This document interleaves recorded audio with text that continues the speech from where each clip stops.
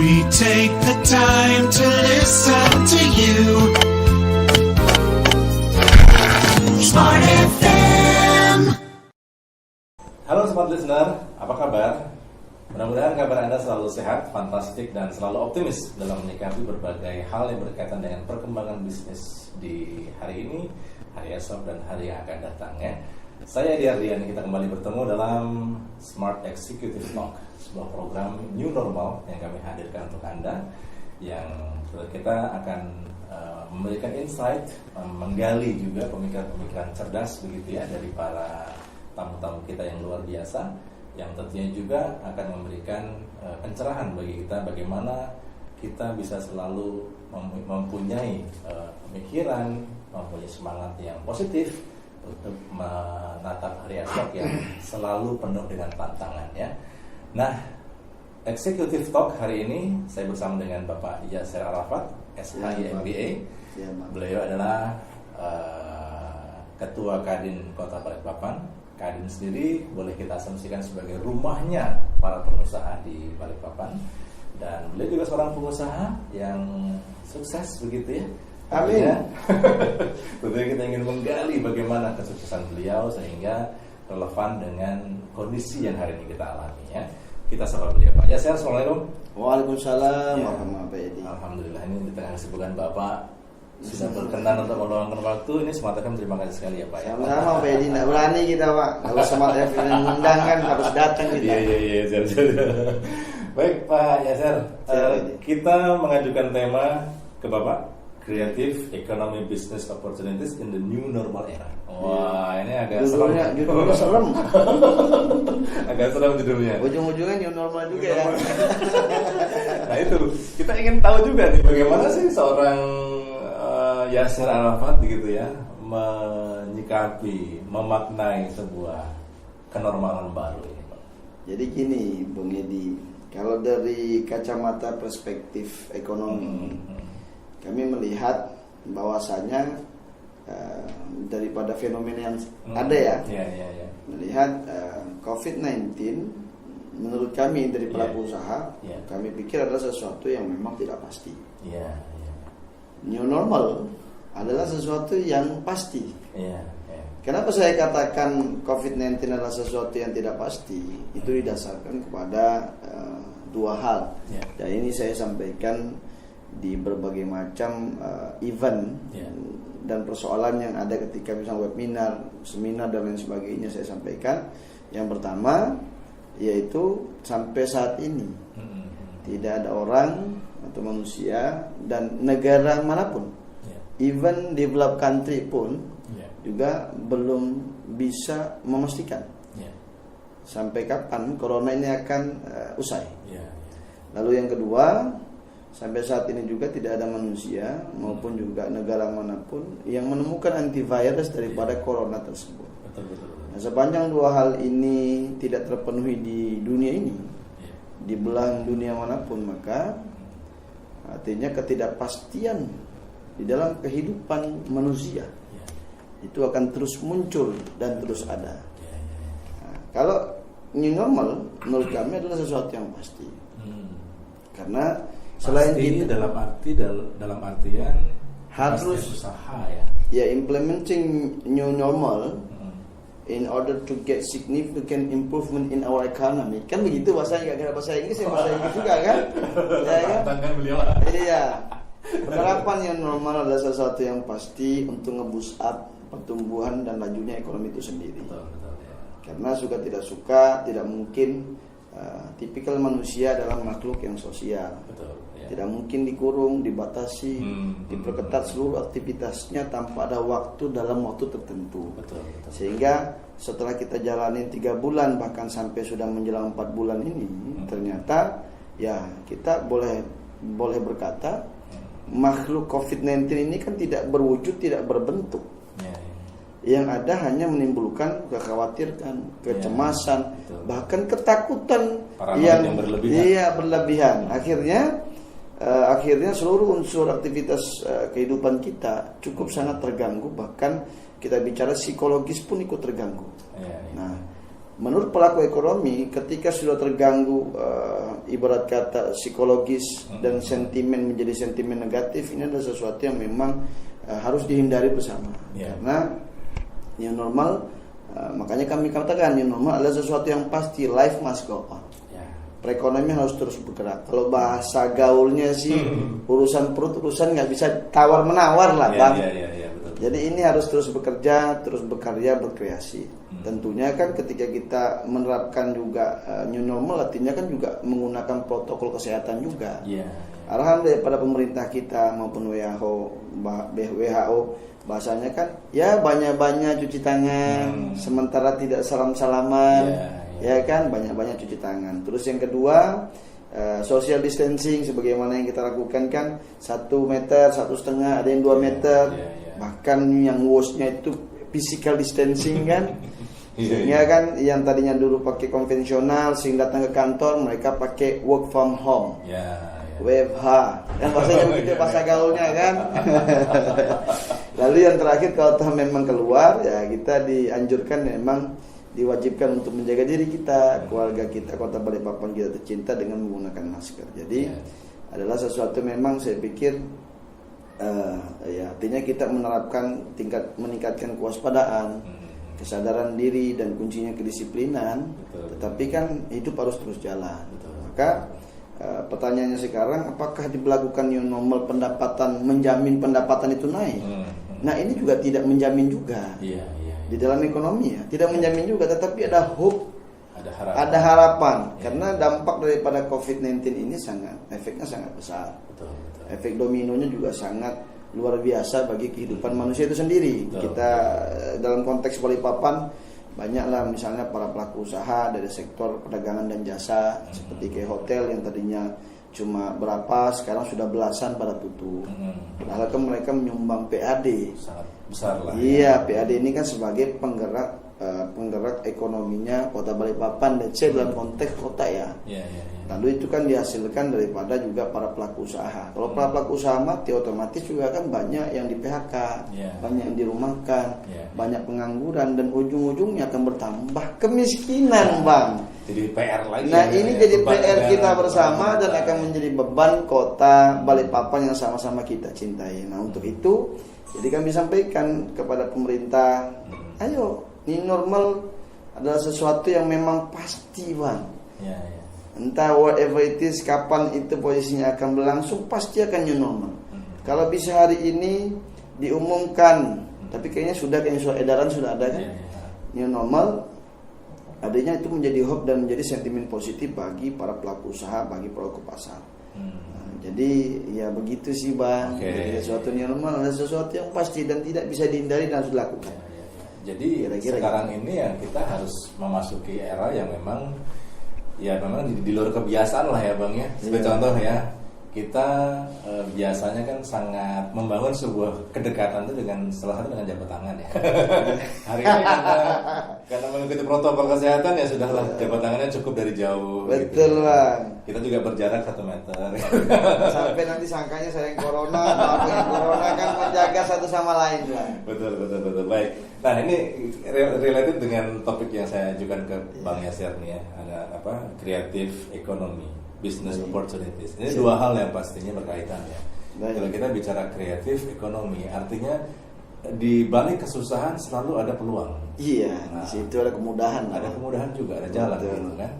Nah ini kan Bang Yasir saat ini menjadi bapaknya para pengusaha di Balikpapan. Iya. Bicara business opportunity, kemudian creative economy, apa yang ingin Bapak sampaikan ke smart listener? Ya, jadi kalau kita bicara konteks bisnis kan, bisnis selalu berkaitan dengan di mana ada tantangan, di situ ada peluang.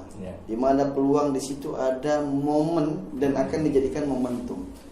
Kalau momen dan momentum ini kita hilang, maka yang akan rugi kita sendiri. Terkadang tanpa kita sadari, momen itu adalah momen yang harus kita lakukan semenjak dulu kala, lalu terpikirkan saat ini. Lalu dalam konsep apa sih opportunities di tengah COVID-19 ini kan begitu Bang intinya. Usaha apa sih yang akan kira-kira bisa bisa artinya sangat tidak rentan dengan krisis yang saat ini COVID yang memang cukup cukup menakutkan dan menggoyangkan kita semua. Jadi yang kami lihat adalah posisinya COVID ini kalau kita lihat tantangan ini cukup berbahaya dan cukup memang menjadi kekhawatiran bagi kita semua. Lalu peluang kita sekarang kan 4.0. Ya mudah-mudahan kalau sekarang jadi 4.0 menjadi 5.0, artinya less people, tidak banyak menggunakan manusia, tetapi banyak menggunakan sistem yang tadinya konvensional menjadi digital. Ya terbukti kan dari sekolah aja sudah daring-daringan, ya kan. Dulu kalau kita anak muda, ya kan Bang. Dulu kita anak muda, dulu pakai Skype dan lain sebagainya. Sekarang kan sudah pakai yang kayak nge-zoom lah. Apapun itu kan semuanya via virtual. Jadi memang kita harus belajar ke sana. Bahkan kalau teman-teman juga ada yang sekarang posisinya kita bicara kayak internet on something semua, pokoknya IoT. Ya kan? Jadi IoT ini juga salah satu kan gebrakan juga. Tapi kan bagaimana yang konvensional menjadi digital, tetapi kan harus dibuat dulu. Betul.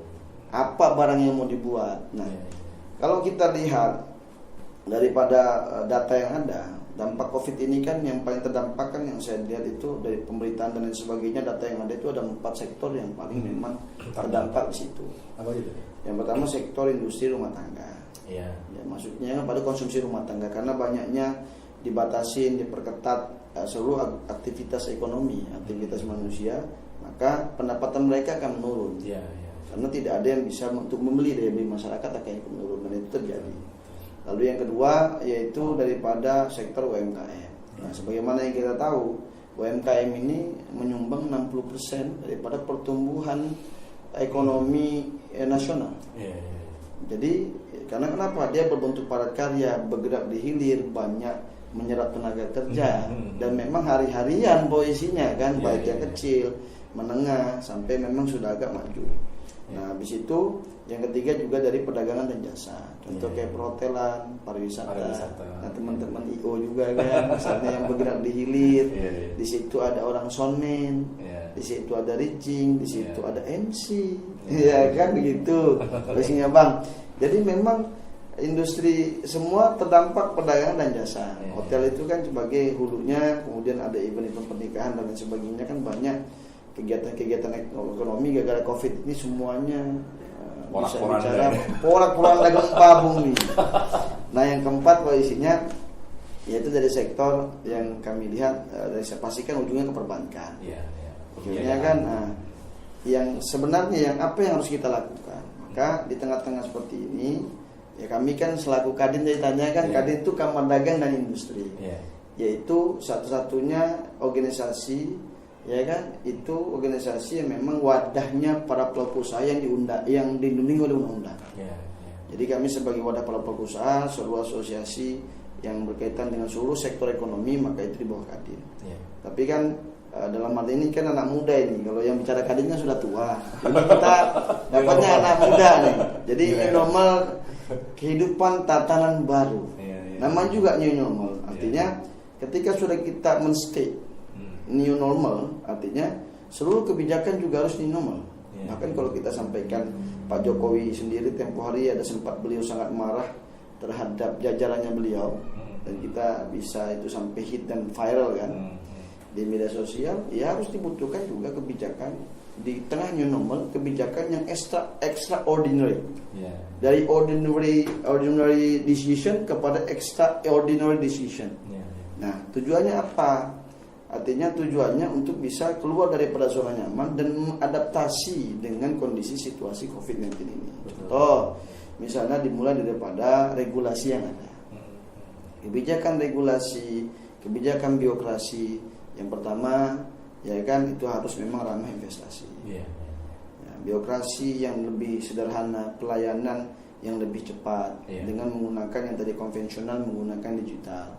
Terus yang kedua juga posisinya juga akan memberikan juga ibarat kata barang siapa yang ingin masuk baik regional maupun mancanegara, overseas, yang kita bicara foreign direct investment, dengan menggunakan birokrasi dan mendapatkan kepastian waktu, kepastian hukum, kepastian biaya, bahkan Rp0, mereka sangat welcome. Itu akan menjadi sentimen positif bagi para pelaku ekonomi. Karena untuk nge-boost up ekonomi itu naik, maka kan dibutuhkan sentimen positif itu dibangun dari mereka. Itu dimulai daripada kepastian hukum itu sendiri. Betul. Dimulai daripada regulasi dan birokrasi yang keberpihakannya terhadap para pelaku usaha. Begitu para pelaku usaha itu dihidupkan, maka banyak para pihak akan hidup di dalamnya. Orang banyak bekerja, menekan pengangguran. Yang ketiga, meningkatkan PAD yang outputnya memang manfaat maslahat bagi masyarakat Balikpapan pada umumnya. Nah, itu regulasi dan regulasi dan birokrasi. Lalu yang kedua, bentuk apa sih yang kita harus tahu nih? Kita harus move on lah. Biasanya kan di tengah COVID ini kan jangan stuck lah, Bang. Apa-apa karena kita takut, karena tidak fokus, karena macam akhirnya bingung mau ngapain, ujung-ujungnya otaknya pada buntu. Nah, ini yang berbahaya. Kita harus terus jalan, kita harus terus optimis. Bahwasanya yang tadi kita bilang, di balik kesusahan di situ ada kemudahan, di balik ada kesusahan di situ ada peluang yang nyata yang kita pikir harus kita bisa raih. Maka dimulai dari regulasi itu yang tadi masalah birokrasi. Yang kedua yaitu regulasi yang keberpihakannya, ya kan? Yang keberpihakannya terhadap orang lokal, pekerja lokal, pengusaha lokal, dan mengendorse produk lokal. Untuk menggunakan produk lokal itu sangat penting adanya.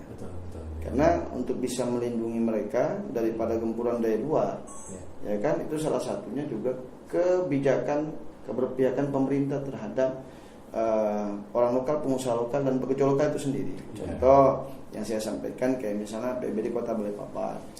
PBD Kota Balikpapan kan sekitar 2,4 T. Biaya langsung dari seluruh dinas yang ada sekitar kalau tidak salah 800 miliar. Kalau PU itu 550 miliar. Dipotong Covid kan sekitar 100 sekian, kan masih ada berapa ratus miliar. Artinya kalau ini yang posisinya biaya langsung ya.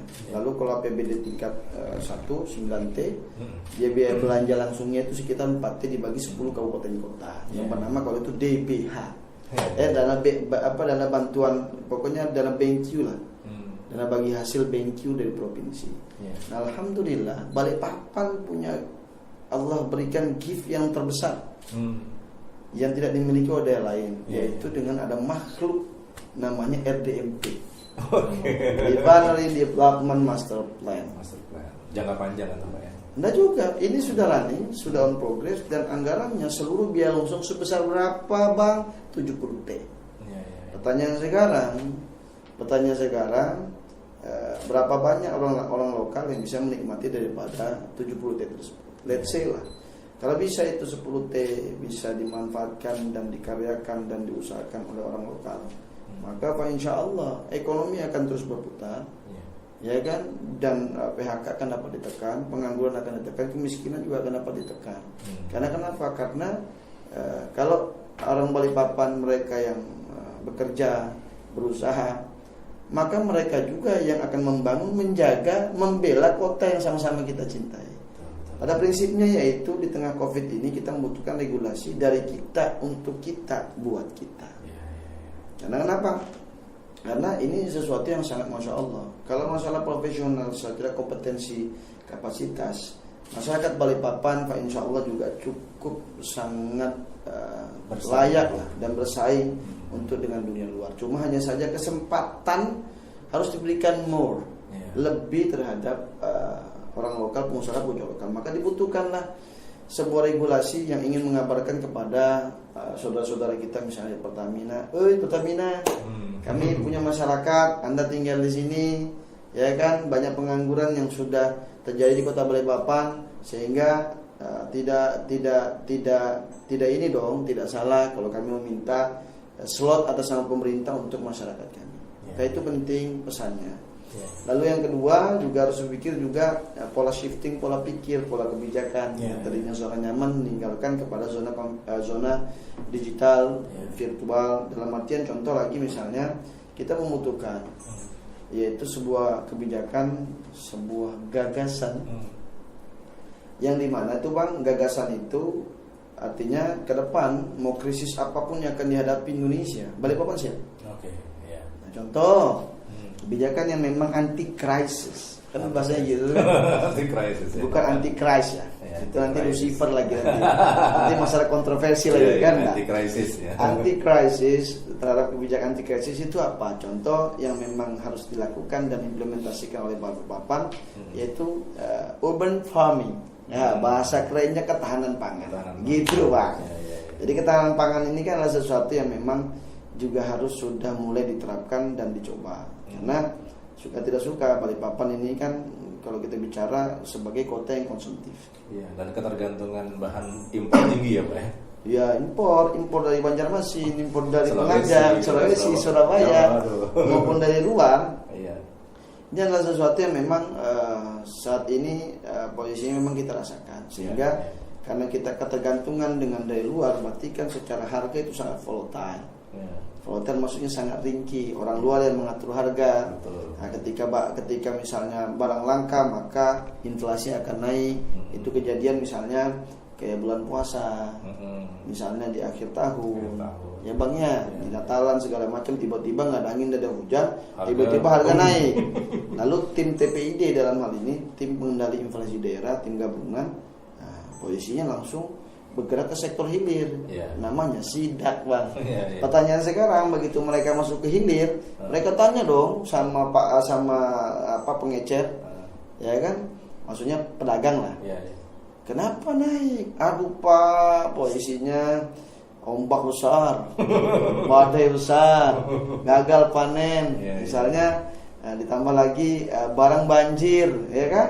Nah ini kan yang mempengaruhi kan masalah harga. Tetapi pertanyaan sekarang, siapakah yang bisa mengontrol, yang tahu masalah lalu lintas harga itu bagaimana caranya? Makanya itu kan simpel saja, Bang. Sebenarnya kan hukum supply demand, hukum penawaran, hukum permintaan. Nah, jumlah volume yang masuk ke Balikpapan ini berapa? Sampai sekarang datanya ini kita tidak dapatkan data fix. Berapa kebutuhan bawang, berapa kebutuhan tomat, beras, cabai, sayur mayur, telur, ayam, dan lain sebagainya. Ingat loh Bang ya, ini konsumsi rumah tangga, ini 60% dari jumlah perputaran uang yang ada di Balikpapan. Abang makan kan tiap hari kan? Iya kan? Artinya Bang, kalau ini barang, posisinya barang dari luar kita ambil, kita nikmati, kita konsumsi, lalu kita tahu volume. Nah, pemerintah dalam hal ini, tugas peran dan tupoksi pemerintah mengumumkan kepada masyarakat banyak, masyarakat stop impor.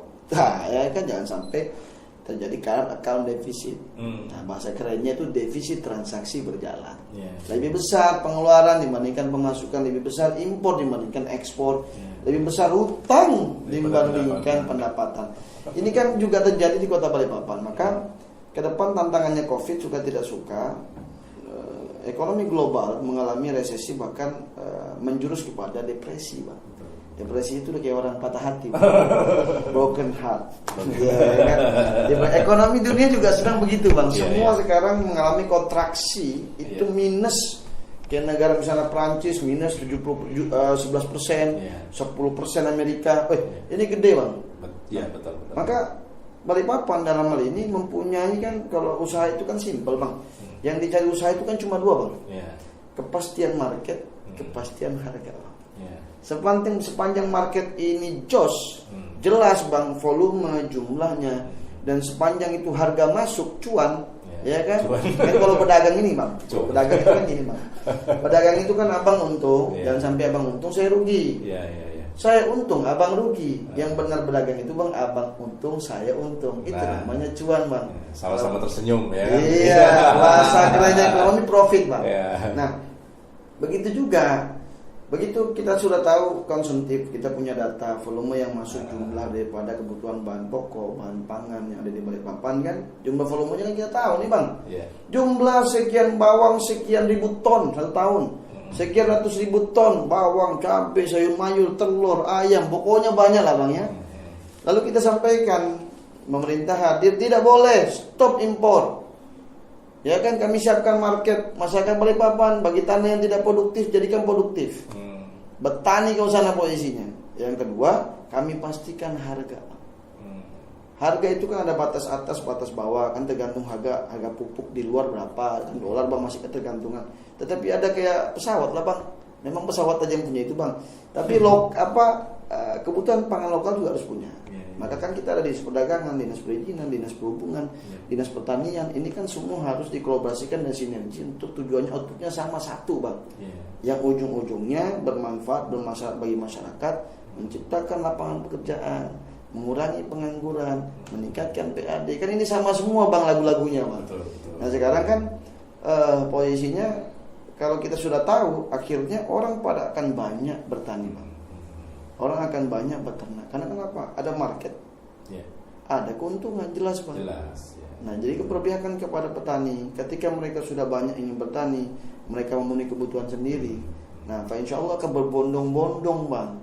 Nah, ketika oversupply, Bang, bisa ke kanan, ke kiri, ke Penajam, ke Kukar, ke Samarinda.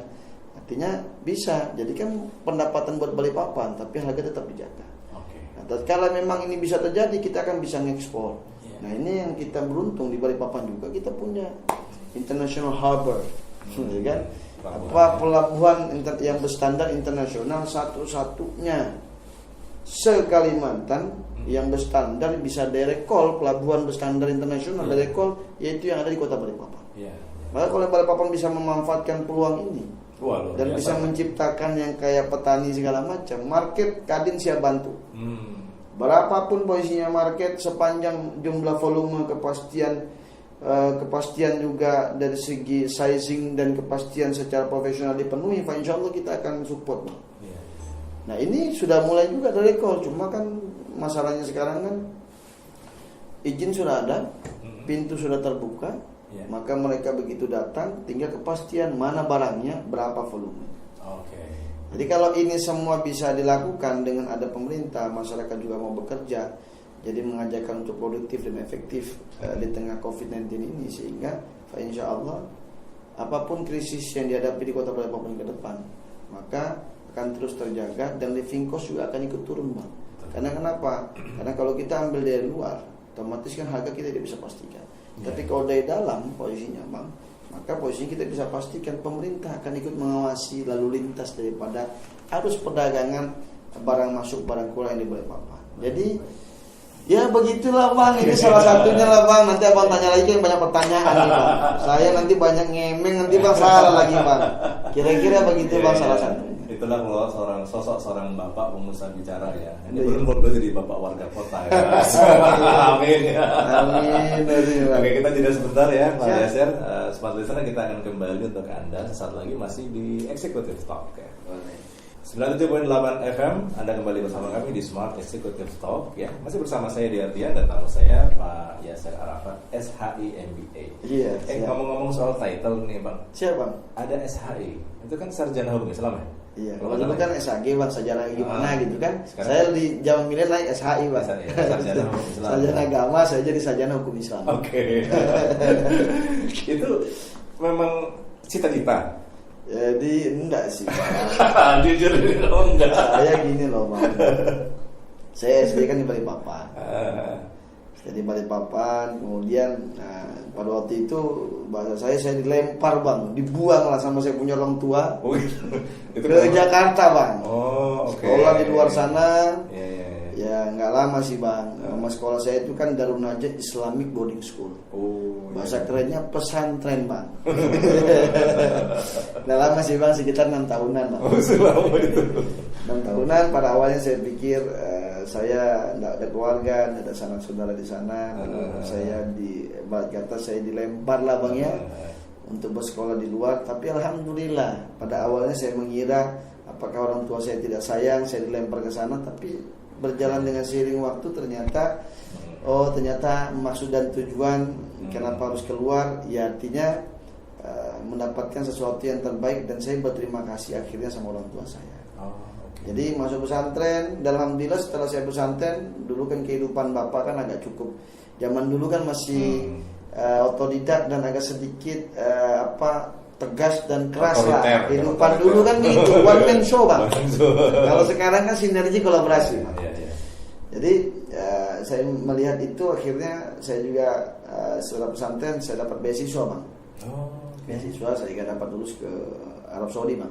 Pada waktu itu saya lulus ke UAE, Union Emirat Arab. Tapi disodorin kontrak ketika saya lulus 4 tahun saya harus sekolah, 4 tahun harus mengabdi. Lalu saya berpikir kapan saya nikahnya nih bang kalau begitu. Saya ngambil lah bang, lanjutlah saya ikut tes lagi ke Mekah Madinah. Mekah Madinah saya lulus, tapi harus berangkatnya tahun depan di bulan Ramadan biasanya. Akhirnya, waduh, tunggu setahun, teman saya ada yang ke Tunisia, ada yang ke Prancis, ada yang ke Aljazair, kemana, ke Mesir. Banyak lah bang, tinggal saya bang. Akhirnya mau nggak mau saya ikut tes, dapatnya di mana bang? Dapatnya ke Irak bang. Saya dapat beasiswa. Konflik gitu kan? Ya dulu kan memang di embargo pada waktu itu, tapi alhamdulillah daerah sana kan memang sistemnya negaranya sosialis. Tapi memang terkesan agak di luar menyeramkan, menakutkan, tapi di dalam alhamdulillah semuanya enak saja. Sampai pada akhirnya datanglah anak buahnya Trump dan CS-nya bang. Ya kan pada waktu itu Irak kan dituduh bang mempunyai senjata pemusnah massal. Betul. Nah, lagi belasan tahun yang lalu bang, lama bang, belum ada ISIS ya. Salah nanti ISIS lagi kita bang, nggak ada. Pada waktu itu perang saya lanjut sekolah saya di Syria. Kan setahun lebih lah saya sampai. Lanjut di Syria, ternyata di Syria juga sekolahnya 8 tahun bang, saya lebih baik pulang. Pulanglah saya lanjut S1 saya di Syarif Hidayatullah Ciputat. Kalau dulu kan YIN, sekarang namanya UIN. UI Kampus N. UIN itu Universitas Islam Negeri bang. Yang ada di Ciputat. Nah, alhamdulillah saya lulus juga S1 saya 3 tahun dan dapat hasil terbaik cum laude bang. 3 tahun saya selesai, umumnya 4 tahun saya bisa selesaikan 3 tahun. Ya kan harap-harap aja bang. Kan sudah terbiasa kan bang, alhamdulillah. Baru S2 saya disuruh ke Mesir bang. Yang MBA ini? Iya, awalnya saya disuruh ke Mesir sama orang tua saya supaya buat nanti pesantren. Jadi kalau meninggal kan ada yang nanti doakan, tanah, tempat, pokoknya saya sudah siapkan. Saya bilang, kemarin kan namanya kita sudah banyak dunianya kan bang. Saya pikir gimana caranya saya mau keluar negeri ya. Saya maksudnya jangan ke Arab terus lah. Dapat alhamdulillah, saya akhirnya meyakinkan saya punya orang tua, ya kan. Artinya agama ini kalau nggak ada logistik kan juga repot juga, jadi saya perlu belajar bisnis juga. Keseimbangan ya. Apalagi kan bapak kan memang backgroundnya kan dari bisnis kan bang. Jadi ya saya pikirlah, saya diskusi, diterima alasan saya bang. Saya berangkat ke New Zealand bang. New Zealand S2 ambil jurusan MBA bang. Alhamdulillah selesai 2 tahun saya dan mendapatkan gelar MBA bang.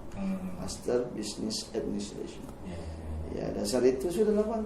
Saya belum nikah waktu itu bang. Pulang saya nikah dan lain sebagainya lah bang. Sampai pada akhirnya saya kerja di Jakarta ekspor import masalah ikan. Sampai pada akhirnya orang tua saya akhirnya menyuruh saya untuk pulang kampung ke Balikpapan. Jadilah ketua kadin bang. Begitulah bang cerita singkatnya bang. Bang Yasir anak pertama? Saya anak pertama. Berapa bersaudara? 2 aja. 2. Adik saya cewek nikah sama orang Malaysia dia. Jadi sekarang jadi orang Malaysia? Jadi orang Malaysia ada? Enggak, di sini juga. Dan suaminya juga ada kerjaan di sana bolak-balik karena Covid ya banyak di sini. Iya. Gitu. Terus aku lebih cerita tentang Bang Yasir ya. Siapa? SHI-nya itu ada harapan dari orang tua. Di situ masih tertempel kan sampai hari ini Pak ya. Iya. Karena memang hidup saya itu lebih dari separuh hidup saya banyak di luar bang. Iya, jadi banyak di luar. Memang disuruh banyak cari pengalaman di luar, asam garamnya. Ya alhamdulillah, pulang-pulang jadi ketua kadin bang. Dan saya jadi ketua kadin termuda se-Indonesia. Iya memang, ya saya tahu begitu. Umur 30 sekian tahun. Yang lain biasanya kan 50 tahun ke atas. Jadi sebenarnya kadin Balikpapan hari itu sebenarnya kadin era milenial ya. Ya, baik pacar. Bang Yasir, ini Executive Talk adalah menggali pemikiran-pemikiran cerdas dari para leaders ya. Salah satunya tadi sudah Bang Yasir sampaikan bagaimana seharusnya kota ini melihat berbagai peluang, kemudian menciptakan industri ekonomi kreatif, apalagi di eranya normal hari ini ya. Nah, namun tadinya saya ingin memberi judul ke tema ke Bang Yasir itu COVID-19 musibah atau bencana. Oh iya. Tadinya saya mau kasih judul tapi kok kayaknya serem banget ya. Kasih lebih serem lagi deh. Sebagai seorang leader ya, Bang Yasir ya, leader dari para pengusaha yang lain, termasuk juga Bang Yasir kan juga punya perusahaan sendiri ya. Awal-awal ketika pandemi ini kan banyak staff kita itu seperti kehilangan harapan. Galau bang.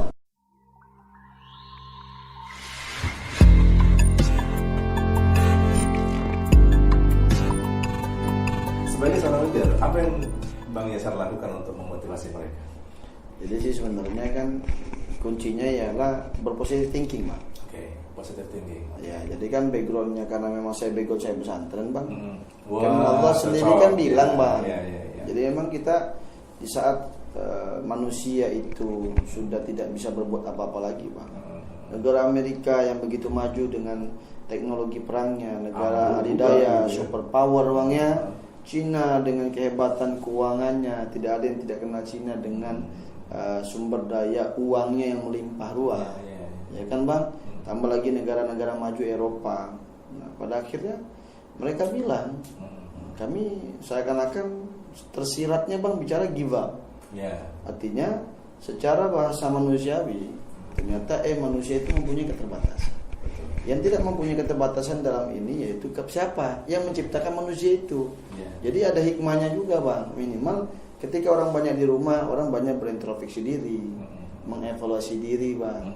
Ya kan selama ini mungkin kita sibuk dengan urusan dunia kita, tapi kita terkadang kita agak terlupakan dengan urusan akhirat kita. Akhirnya ketika ada COVID, lalu semuanya menyerahkan diri, berpasrah. Bukan artinya berpasrah tidak ada ikhtiar, Bang ya.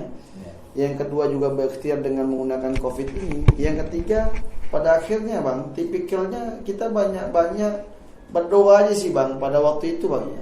Begitu orang sudah berdoa, terlepas dikabulkan, belum dikabulkan, tetapi minimal ada ketenangan, Bang. Maka begitu ada ketenangan, menghadapi sesuatu dengan kacamata kuda, ya kan, hidup harus terus jalan. Anak keluarga kita masih di rumah. Fa insyaallah, Bang, mindsetnya saya sampaikan, Bang, ke teman-teman. Tidak ada gara-gara orang nganggur. Ini paling kasarnya saya kasih. Coba cek di seluruh dunia, pengangguran, adakah orang nganggur mati? Loh iya, Bang. Sama kayak kita bilang kalau puasa, adakah gara-gara puasa bulan suci Ramadan 30 hari meninggal? Enggak. Sama juga, apakah pengangguran yang memang dia jobless bahasanya saat itu at the moment, kemudian dia meninggal? Enggak ada, Bang. Artinya, Bang, ya kan, kami naikkan moralnya dulu.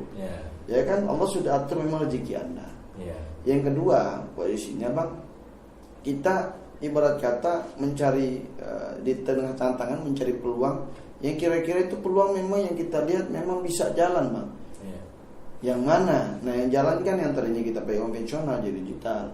Terus yang kedua juga posisinya ya kita jangan sampai COVID ini kayak paranoid gitu loh, Bang. Ini kan juga yang bisa menyembuhkan kan diri kita juga, Bang. Nah, ini kan makhluk Allah namanya corona, Bang, COVID-19. Yang bisa menyembuhkan juga namanya makhluk Allah juga namanya imun. Tingkatkan iman. Iman itu maksudnya kan pasti kita punya faith masing-masing, agama kan punya semua. Artinya iman kita ada, kita menyerahkan diri. Itu satu. Lalu yang kedua, posisinya tingkatkan positive thinking. La yukallifullahu nafsan illa wus'aha. Tidak mungkin Allah membebani sesuatu itu kalau Anda tidak mampu. Artinya kita mendapatkan musibah, ujian, tantangan di seluruh kehidupan kita. Jangan kita bilang, ya Allah susah betul hidup ini, jobless ini, pokoknya ngeluh terus lah, Bang. Tetapi pada intinya kita harus husnuzon, Bang. Tidak mungkin Tuhan memberikan ujian dan cobaan kalau Anda tidak mampu melewatinya. Begitu kita mempunyai itu akan terbuka, Bang. Otak kita itu otaknya jadi sehat. Bukan otak kepada negatif thinking atau kayak bahasa syariahnya suuzon lah, Bang.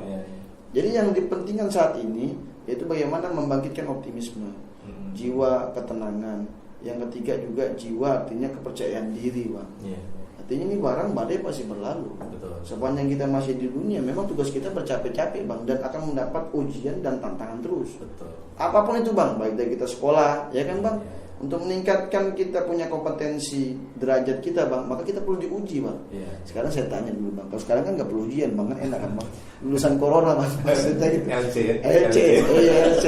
Ya kan dulu. MBA. Dulu kan kita tanya, Bang, kita dulu ujian. Dulu kalau nggak ujian kan kita pasti nggak lulus, Bang. Kalau nggak lulus kan berarti diulang lagi. Artinya kalau kita misalnya kita diuji, ketika kita lulus naik kelas, berarti kan sudah naik tingkatan kita, naik tekanan kita, ya kan? Naik kompetensi kita, makin tinggi pohon, makin tinggi, makin tekanan angin makin besar. Jadi itu juga lah dalam kehidupan, Bang. Saya pikir juga masalah ekonomi juga hampir semua sama. memang kalau bicara omset turun semakin jauh iya, tetapi dalam hal ini kan kita mencari sektor-sektor yang masih bisa misalnya berbentuk padat karya, cash flow bisa mutar. Akhirnya kan ya kayak makanan siap saji bang. Teman-teman akhirnya bisa membuat di rumah sendiri, menggunakan yang selebgram, youtuber, bahkan follower yang banyak untuk menarik para customer. Tetapi apapun itu posisinya bang, makanya kita butuh sesuatu yang memang dari atas, yadul a'la khairum min tangan di atas lebih baik dari tangan di bawah. Maksudnya keberpihakan pemerintah terhadap orang lokal, pekerja lokal, pengusaha lokal penting adanya bang. Sama juga misalnya kayak new normal adalah sesuatu yang membawa sentimen positif. Kita menghidupkan para pelaku ekonomi, maka menghidupkan juga roda ekonomi yang ada di Balikpapan. Nah, ini sih bang posisinya yang saya sampaikan. Saya muda bang, rata-rata anggota saya, asosiasi semua orang tua saya dan teman bapak saya bang. Jadi saya begitu memang meeting sama mereka, saya minta pendapat bang, dan saya minta nasihat bang. Tapi tetap keputusan di tangan ketua kadin. Artinya kami menghargai mereka, pendapat mana yang terbaik itulah yang kita ambil. Jadi sinergi dan kolaborasi, tidak melihat tua, tidak melihat ini, tapi itu yang penting. Kira-kira begitu. Oke. Jadi itu ya smart listener ya, prinsip lah yang boleh saya katakan prinsip dari seorang Bang Yasser menyikapi berbagai hal yang mengemuka, yang saya yakin sebetulnya mungkin beban itu belum cocok di usia bapak. Tapi dengan istiqomahan dan segala macam dan semangat yang lainnya itu insya Allah bisa aja gitu ya. Iya. Baik, kita akan jeda sebentar. Nanti akan lanjutkan lagi ya smart listener. Tetap bersama kami di Smart Executive Talk. Baik, 97.8 Smart FM, bisnis dan inspirasi. Kami selalu berupaya menjadi media yang terdepan menginspirasi Anda. Salah satunya kami hadirkan Smart Executive Talk ya. Yang akan hadir selalu di program ini adalah mereka-mereka top leader yang ada di kota kita yang tercinta ini, dengan harapan dan tujuan adalah Anda bisa memetik pelajaran berharga dari perjuangan, dari kisah-kisah heroik mereka dalam membangun bisnis ataupun juga dalam menjaga profesionalitas di perusahaan masing-masing ya. Salah satunya Pak Bang Yasser Arafat ya. Saat ini di usia yang sangat muda, dia sudah mendapatkan sebuah amanah yang tidak ringan, menjadi bapak pengusaha di Kota Balikpapan. Bapaknya pengusaha di Balikpapan ya. Oke, saat itu ketika Bang Yasser terpilih ya menjadi ketua Kadin, apa sih yang terbersit pertama kali Bang? Yang pertama saya ucapkan alhamdulillah. Artinya kan semua yang kita dapatkan memang dari Allah Subhanahu wa taala. Cuma yang saya juga agak surprise-nya, kan Kadin ini kan dalam pemilihannya kan yang votersnya ini kan semua direktur bang. Iya benar-benar orang-orang hebat semua. Anggota kami di Kadin itu ada sekitar 1.000 orang. Tapi perusahaan ada sekitar 600 bang. Yang aktif ya. 600 saya minta ya datanya. Mau cerita itu satu itu. Wali Biro. Ya, ada 600-an yang aktif. Terus alhamdulillah ada 6 calon dan saya terpilih 60% yang milih, dan semua perwakilan direktur milih ketua Kadin. Anak muda ini dan saya cukup bersyukur. Lalu dalam perjalanan ya kita yang anak muda meskipun di usia muda, tetapi karena kita mempunyai juga jaringan yang bagus dan juga pengetahuan serta kita mau out of the box. Biasanya itu anak muda itu lebih kreatif, lebih ngawang-ngawang, ngayalnya tinggi bang, out of the box kan. Jadi contoh begitu saya misalnya jadi ketua Kadin di bulan pertama itu, karena saya punya link bang ya, kan di bulan bisnis itu kan link sangat penting. Bahasa agamanya itu silaturahmi lah bang. Jadi kalau untuk bisa mendapatkan sesuatu, untuk mau dipanjangkan umur kita, dibanyak rezekinya, banyak silaturahmi. Kayak gini bang ya. Iya. Bapak tahu aja deh. Jadi awal kebelakang kami itu mewakili saya Provinsi Kalimantan Timur, saya membawa delegasi bang. Membawa delegasi Arab bang.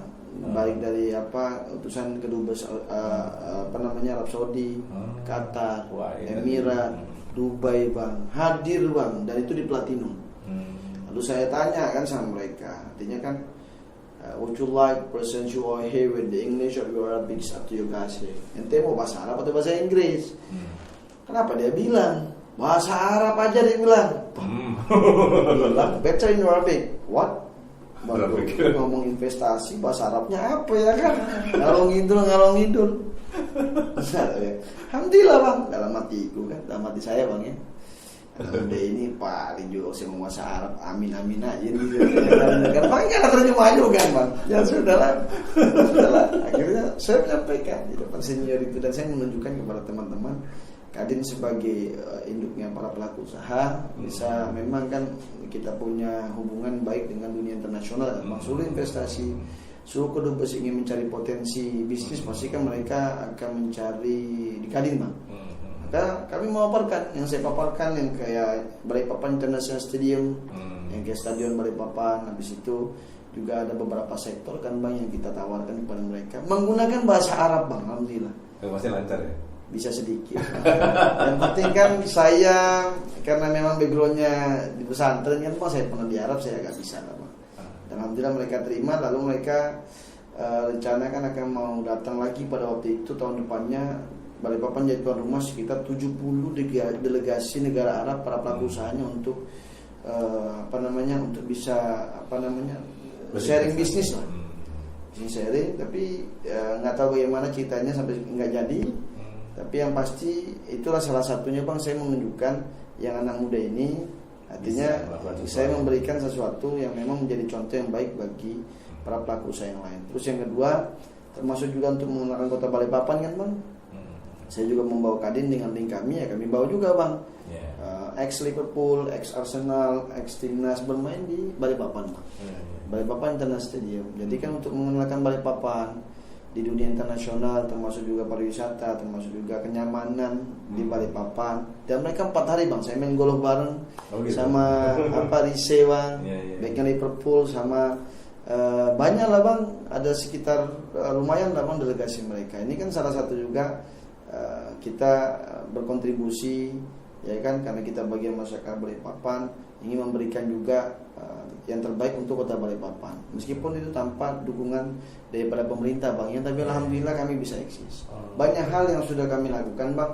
Kalau temu dagang hari-hari bang, yang kayak Sabah, yang kayak Australia, Bosnia Amerika, pokoknya ngemeng terus bang jual Balikpapan.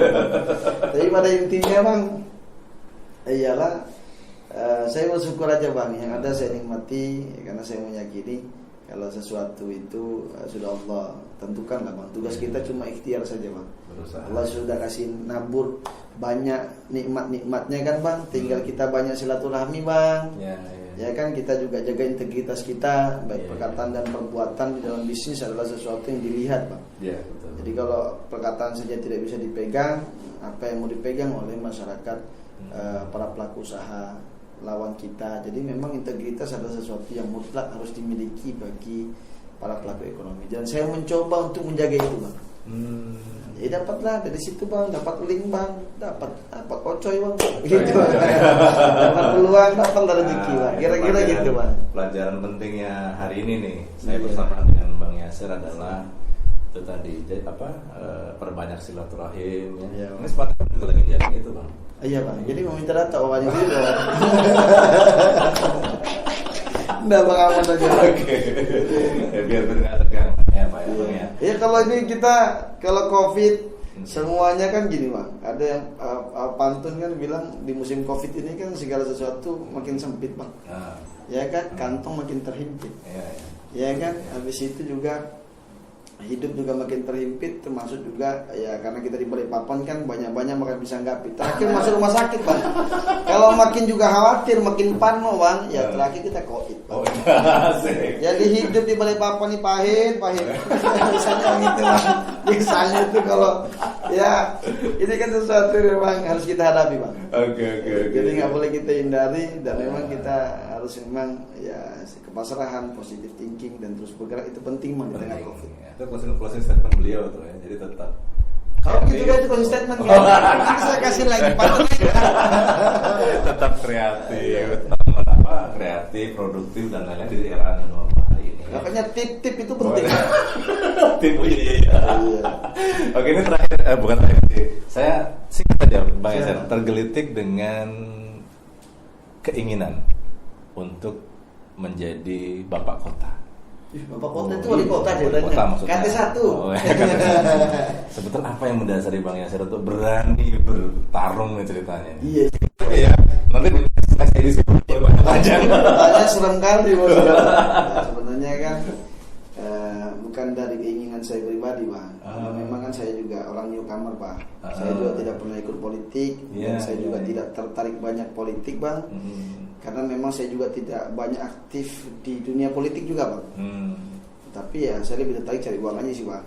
Cuma berhubung karena kondisi zaman saya nggak tahu mungkin figur di Balikpapan dari anak-anak muda kurang kali Bang ya. Kemudian dari yang Pak Indan, Om Heru Bambang, Ustaz Sukri, termasuk juga Om ABS, termasuk Pak Irianto Ramli, ya kan ada juga saya punya orang tua juga di Samarinda, misalnya Ketua Said Amin kan karena satu organisasi juga, beliau sampaikan jalan aja Sir.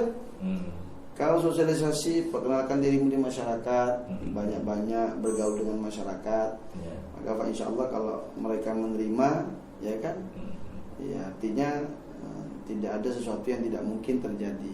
Meskipun Anda tidak bukan politik, tapi dasar itu pula lah saya coba menjalani, menikmati, mengalir karena saya meyakini urusan jabatan, urusan pemimpin yaitu Allah sudah takdirkan Bang. Jadi karena pemimpin konsepnya itu kan masih simpel Bang. Kalau masyarakat menganggap Anda layak menjadi pemimpin kami, maka di saat itu pula kita juga pasti otomatis akan menjadi pemimpin mereka. Bukan pemimpin itu bukan mengangkat dirinya sendiri Bang ya.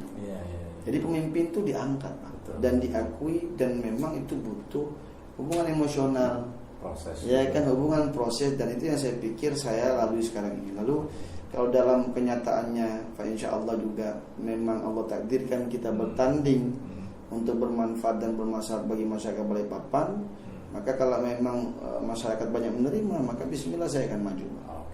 Lalu dalam konteks juga misalnya politik Bang ya, sudah nggak suka, ya alhamdulillah Bang, tidak ada satu partai manapun saya mengajukan diri saya Bang ke mereka Bang. Ya kita ini siapa sih Bang? Tapi saya alhamdulillah beruntung Bang diundang Bang. Ditimang ya? Iya dari PDIP, dari PKS. Katanya kalau timang-timang ini masalahnya tinggal masalah survei aja Bang. Jadi kalau masalah survei, popularitas, aksesibilitas, ya kan elektabilitas dan lain tas yang lainnya Bang. Nah itu kan biarlah ini proses yang berjalan. Saya minta doanya sama Abang sama Smart FM. Mudah-mudahan Allah mudahkan urusan kita Bang. Abang sehat, kami sehat, Abang sukses, kami juga sukses, sama-sama sukses. Nanti program The Next Major beliau akan cerita banyak tuh nanti. Tapi itu nanti bukan sekarang. Amin. Ini executive talk ya kan. Closing statement Bang Yasir untuk semua semuanya berkaitan dengan topik kita hari ini, business opportunities, creative economy in the new normal era. Siap, ini saya sampaikan kepada Bapak pemirsa Smart FM dan pendengar yang sangat luar biasa. Jadi saya mengutip saja Bang, di balik kesusahan di situ ada kemudahan. Di balik ujian di situ tentunya posisinya juga ada hikmah di balik itu. Nah, maka yang dalam konteks bisnis apapun posisinya yang kita bisa manfaatkan untuk menjadi peluang dan momen di tengah-tengah Covid ini, maka itu pula yang harus kita lakukan Bang. Maka kunci untuk bisa bertahan dan untuk bisa selalu eksis agar produktif, inovatif, kreatif, positif thinking. Selalu berpositif thinking, selalu hati juga tenang. Kita tingkatkan iman, maka imun juga kita akan naik. Itu kunci utama Bang. Yang kedua posisinya tetap juga harus jangan gara-gara Covid semua kita takut, akhirnya kita cemas, kita khawatir, akhirnya kita tidak fokus apa yang harus kita lakukan. Padahal kalau kita bicara bisnis kan tangga banyak, kesuksesan tinggal satu tangga nih Bang. Nah kita mengincar satu tangga lagi Bang, karena kita tidak sabar, banyak ngeluh, kita tidak terima dengan keadaan yang ada Bang. Padahal tinggal satu tangga lagi. Ya kan karena kita tidak sabar Bang, maka peluang itu akan hilang dari kita semua. Jadi saya pikir ya kita positive thinking dan kita juga bantu pemerintah kita juga Bang, tingkatkan kewaspadaan ya Bang ya, termasuk mendisiplinkan diri kita dimanapun kita berada. Kita menggunakan protokol COVID-19 Bang, tapi tidak melupakan juga life must go on. Life must go on. Gitu Bang kira-kira. Oke Bang Yasir, terima kasih banyak ya. Sama-sama Bang Edi. Atas wejangannya juga. Masya Allah, saya langsung udah berani bersama senior bos. Setidaknya apa yang sudah kita berbincangkan hari ini bisa diambil hikmah positifnya untuk kita sendiri ya, untuk diri kita masing-masing gitu ya, sehingga di tengah kesulitan ataupun kondisi apapun yang hari kita alami, tetaplah kita harus positive thinking ya. Bang Yasir, terima kasih sekali lagi. Siap Bang Edi. Selamat melanjutkan aktivitasnya. Sukses untuk Bang Yasir. Ingat Smart FM ya Bang Yasir ya. Siap. Terima kasih. Salam sukses untuk Anda. Kita jumpa lagi di edisi yang akan datang. Tetap bersama kami di Smart Executive Talk. Sampai jumpa. We take the time to listen.